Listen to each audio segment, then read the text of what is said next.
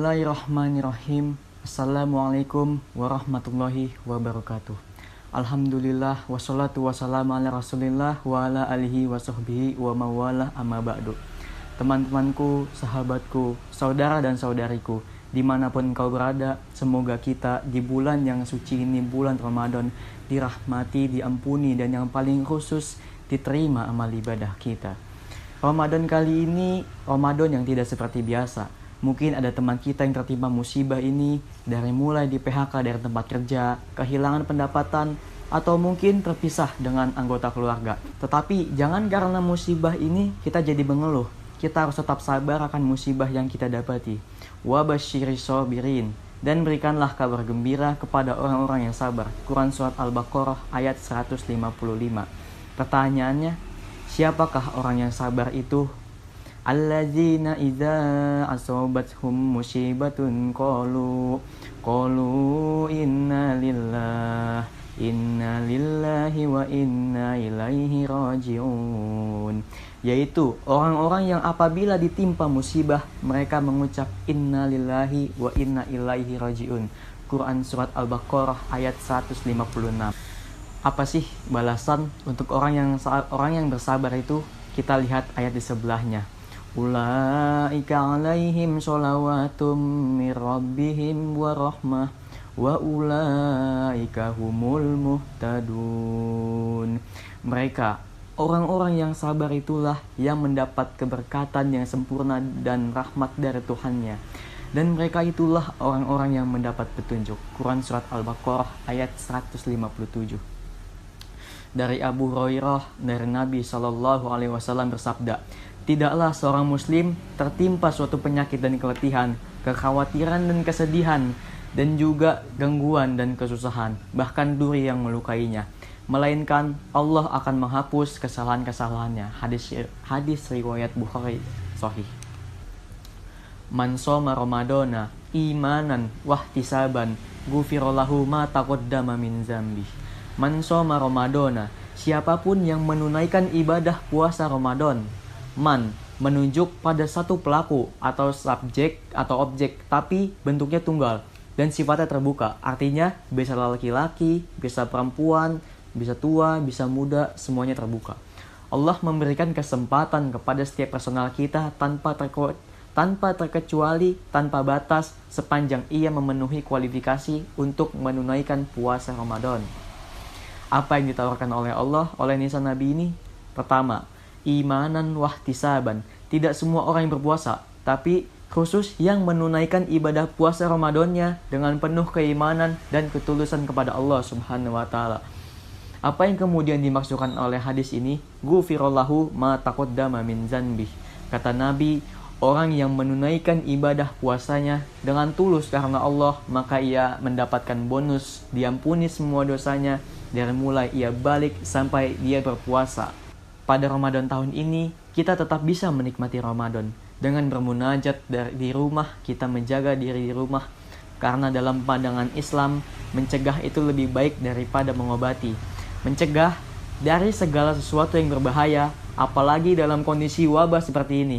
Wabah seperti ini bukan pertama kali terjadi. Seperti kisah Imam Ibnul Jauzi pada tahun 440 Masehi, pernah mengalami kondisi serupa seperti sekarang. Saat itu digambarkan masjid hingga pasar ditutup, sampai jalan-jalan sepi, tidak ada orang yang melintas. Dan kondisi ini sudah terjadi berkali-kali. Banyak orang yang masih meributkan masalah-masalah seperti tidak boleh meninggalkan sholat Jumat, karena kita takut dengan Allah, bukan takut dengan virus corona.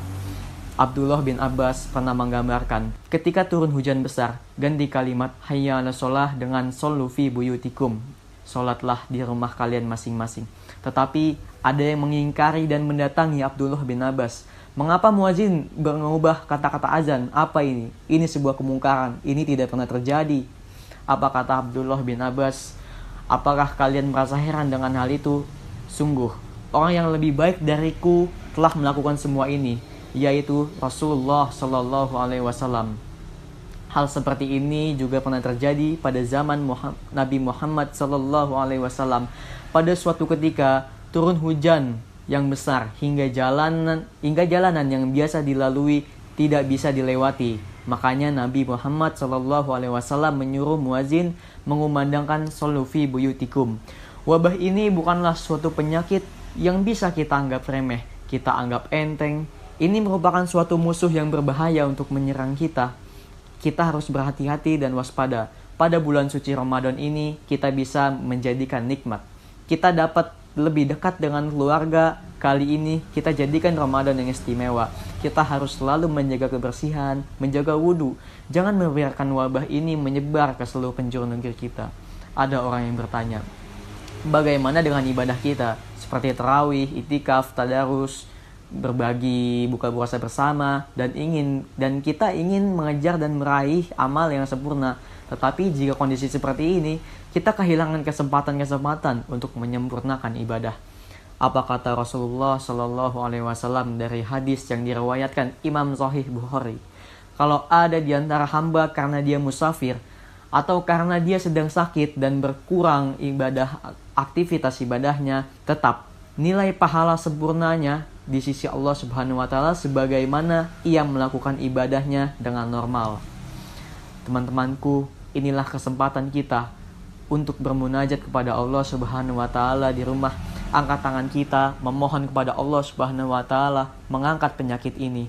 Memang kita tidak bisa bermunajat di masjid, tetapi barangkali munajat kita yang tulus dan ikhlas di rumah masing-masing pasti akan Allah ijabah dan Allah kabulkan. COVID-19 memang membuat seluruh pertemuan, seluruh kegiatan keagamaan dan masjid ditutup. Tetapi COVID-19 tidak dapat membatalkan Ramadan.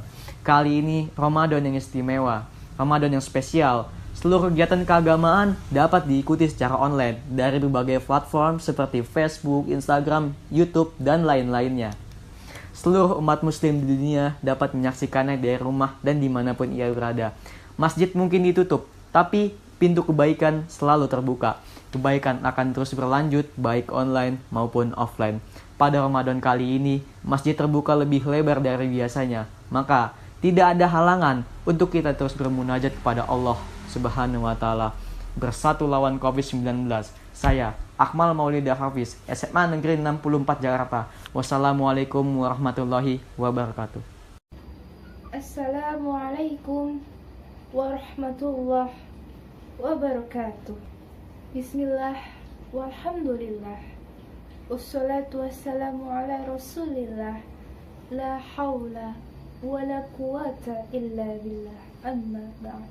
Ikhwanu fillah yang dirahmati oleh Allah, perlu kita ketahui saat ini Indonesia sedang mengalami sebuah musibah, yaitu dengan mewabahnya virus corona atau COVID-19. Saat ini jumlah penderita yang telah terkonfirmasi sudah mencapai angka 8.882 jiwa, dengan 1.107 jiwa yang telah berhasil sembuh dan 749 jiwa yang meninggal dunia. Banyak upaya yang pemerintah lakukan untuk menangani COVID-19 ini. Salah satunya adalah dengan cara menetapkan kebijakan PSBB atau pembatasan sosial berskala besar. Hal ini menyebabkan kita yang sedang beraktivitas di luar rumah untuk mengalihkan segala kegiatan kita ke dalam rumah. Hal ini merupakan salah satu penerapan dari sabda Rasulullah SAW, yang artinya jika terdapat wabah di suatu wilayah, maka kamu jangan memasuki wilayah tersebut. Dan jika wabah tersebut berada di wilayahmu, maka kamu jangan tinggalkan wilayah tersebut. Tetapi ingatlah, teman-teman, jika ada musibah, pasti ada pertolongan.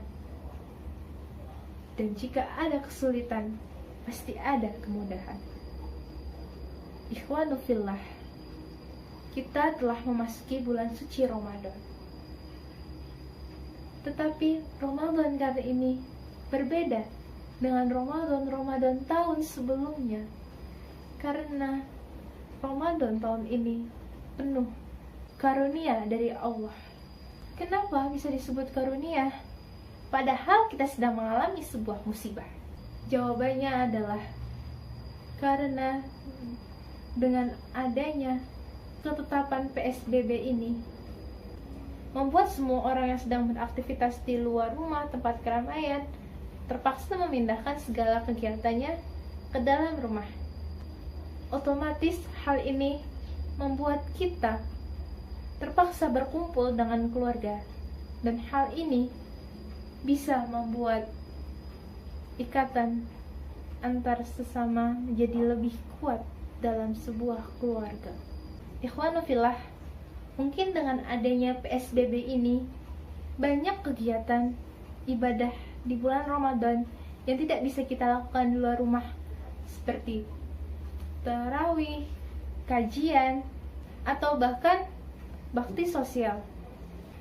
Tetapi hal tersebut juga bisa kita lakukan di rumah bersama keluarga, seperti tadarus Al-Quran dan tadabbur Al-Quran bersama keluarga. Lalu kita bisa tarawih berjamaah bersama keluarga di rumah, atau kita bisa saling membantu untuk membersihkan rumah. Hal tersebut sudah termasuk ke dalam ibadah di bulan suci Ramadan.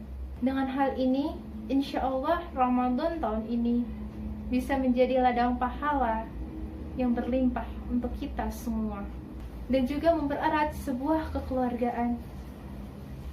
Ikhwanu fillah, dengan kita menaati peraturan pemerintah ini untuk melakukan PSBB, sama saja kita telah melakukan kebaikan untuk sesama. Karena dengan adanya kita tetap berada di rumah, menjaga diri, tidak berada di tempat keramaian, sama saja kita membantu sesama untuk menekan angka penyebaran COVID-19 ini. Semoga wabah ini hilang setelah Ramadan yang penuh kemuliaan dan keberkahan ini. Wa akhirul kalam, syukran ala husni ihtimamikum wastimaikum. Wassalamualaikum warahmatullahi wabarakatuh. Assalamualaikum warahmatullahi wabarakatuh. Alhamdulillahirabbil alamin, wassalatu wassalamu ala asrofil anbiya'i wal mursalin wa ala alihi wa sahbihi ajmain. Amma ba'du. Perlu teman-teman ketahui, ada salah satu alasan mengapa manusia termotivasi untuk melakukan amal, karena orang tersebut memahami dan mengetahui sepenuh hati hikmah dari amalan tersebut.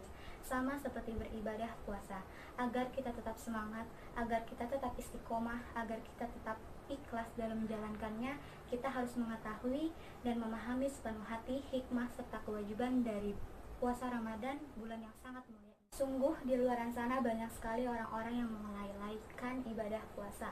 Banyak sekali orang-orang yang hanya ikut-ikutan, orang-orang yang tidak bersemangat, dan orang-orang yang terpaksa menjalankan ibadah puasa.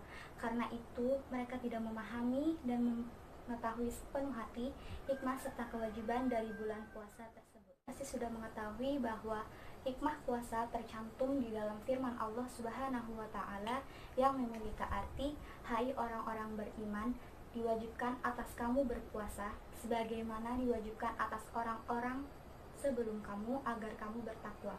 Quran Surat Al-Baqarah ayat 183. Dalam ayat ini, Allah tidak menggunakan redaksi agar kamu sekalian menderita, sehat, bersahaja, atau hemat. Namun Allah menggunakan redaksi agar kamu sekalian bertakwa. Dan dengan ayat tersebut, Allah Subhanahu wa Ta'ala menjadikan ibadah puasa sebagai ujian rohani atau spiritual, moral, dan sebagai sarana media untuk mencapai sifat dan derajat orang-orang yang bertakwa. Di dalam Al-Quran dan hadis banyak sekali hikmah berpuasa. Di sini saya hanya menyebutkan 5 di antaranya. Yang pertama, puasa melatih kita menjadi seorang yang penyabar, tahan amarah, memiliki sifat kasih sayang, berakhlak mulia, dan memiliki kuatnya jiwa untuk menahan hawa nafsu. Yang kedua, puasa mampu meningkatkan ketakwaan kita sebagai seorang muslim dan muslimah.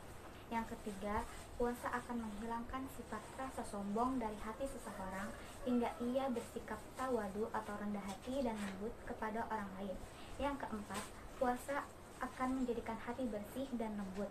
Hal ini karena perut yang kekenyangan akan membuat hati dan pikiran susah untuk berpikir dan berzikir kepada Allah Subhanahu wa Ta'ala.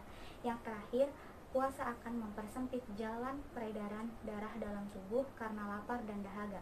Dengan demikian, jalan ini itu jalan untuk mempersempit setan masuk ke dalam tubuh kita karena setan berjalan di dalam tubuh menurut peredaran darah.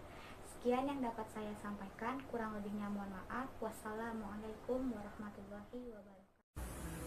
Assalamualaikum warahmatullahi wabarakatuh. Alhamdulillahirabbil alamin. Assalatu wassalamu ala asrofil anbiya'i wal mursalin wa ala alihi washabihi ajmain, amma ba'du. Bismillahirrahmanirrahim. Perkenalkan, nama saya Dinda Riani dari 11 IPS 2. Pada kesempatan kali ini saya akan menjelaskan tentang memaksimalkan waktu. Berbicara tentang waktu, kata sibuk adalah kata yang sering digunakan oleh orang kehidupan pada saat ini. Siapa orang di dunia ini yang tidak sibuk? Semakin tinggi tingkat status sosial orang tersebut, maka semakin tinggi tingkat kesibukannya. Oleh karena itu, kita harus memanfaatkan waktu dengan sebaik mungkin. Karena Rasulullah SAW bersabda, ada dua nikmat yang sering diabaikan oleh manusia, yaitu yang pertama adalah kesehatan, yang kedua adalah waktu. Nikmat dan karunia yang besar yang Allah berikan kepada kita adalah waktu. Bahkan di Al-Quran telah dijelaskan lebih dari 40 kata. Contohnya, wadduha demi waktu duha, wal fajar demi fajar, dan lainnya. Menurut para ulama, suatu yang dijadikan oleh Allah adalah hani utasyai, yaitu suatu yang penting dan berharga. Imam Al-Ghazali dalam bukunya Hidayatullah Hidayah mengatakan waktu adalah berlian. Jika kita diberikan berlian, maka kita harus menjaga dengan baik, bukan? Maka dari itu kita harus menjaga waktu yang diberikan Allah agar tidak terbuang dengan sia-sia. Waktu memiliki dua karakter, yaitu yang pertama adalah dia cepat berlalu dan dia tidak akan pernah kembali. Lalu bagaimana cara kita memaksimalkan waktu yang Allah beri kepada kita? Jawabannya adalah terdapat di dalam surat Al-Insyirah ayat 7 dan 8. Para musyafir menafsirkan ada 3 isyarat, yaitu yang pertama, kita harus memiliki planning atau rencana. Jika kita tidak memiliki ini, suatu yang kita kerjakan maka akan sia-sia. Yang kedua, setelah rencana dibuat, maka lakukan pekerjaan itu dengan sebaik-baiknya dan tentukan mana prioritas yang lebih penting. Yang ketiga, setelah pekerjaan itu selesai, maka segeralah lakukan pekerjaan yang lain. Sesungguhnya, orang-orang yang cerdas adalah orang-orang yang menyibukkan diri dengan hal-hal yang diridhoi oleh Allah Subhanahu wa Ta'ala. Waktu luang yang Allah sukai adalah dengan membaca, menghafal, dan mengamalkan Al-Quran. Oleh karena itu, kita harus memanfaatkan waktu dengan sebaik-baiknya sebelum datang 5 perkara, yaitu sehat sebelum sakit, muda sebelum tua, kaya sebelum miskin, waktu luang sebelum waktu sempit, hidup sebelum mati. Oleh karena itu, sebelum terlambat, mari kita memanfaatkan waktu dengan sebaik-baiknya dan memaksimalkan waktu yang tersisa di kehidupan kita dengan melakukan hal-hal yang baik. Karena kita tidak tahu kapan kita akan menghadap kepada Sang Ilahi. Sekian dari saya, kurang lebihnya mohon maaf. Wassalamualaikum warahmatullahi wabarakatuh. Assalamualaikum warahmatullahi wabarakatuh. Alhamdulillahirabbil alamin wa bihi nasta'inu ala umurid dunya waddin. Wassalatu wassalamu ala asrafil anbiya'i wal mursalin wa ala alihi wa sahbihi ajmain. Asyhadu an la ilaha illallah wahdahu la syarikalah wa asyhadu anna Muhammadan abduhu wa rasuluh la nabiyya ba'da. A'udzu billahi minasyaitonir rajim. Ya ayyuhalladzina amanu kutiba alaikumussyam kama kutiba alal ladzina min qablikum la'allakum tattaqun.